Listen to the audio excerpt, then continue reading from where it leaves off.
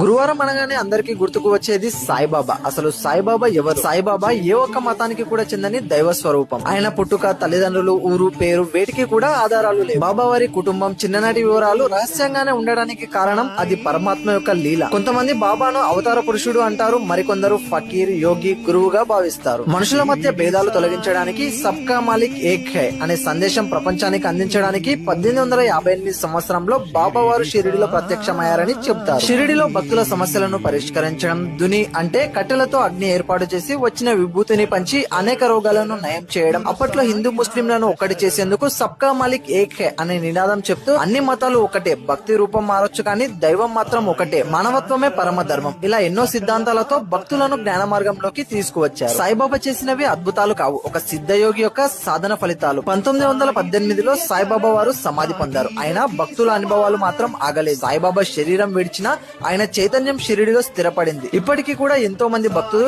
సాయిబాబాను నమ్మి స్మరిస్తూ ఎన్నో అనుభవాలు పొందుతున్నారు. సాయిబాబా తానెప్పుడు దేవుడు అని చెప్పలేదు, అందరి దేవుళ్ళు ఒకటే అని చెప్పారు. చివరిగా ఏంటంటే ఓం సాయిరామ్.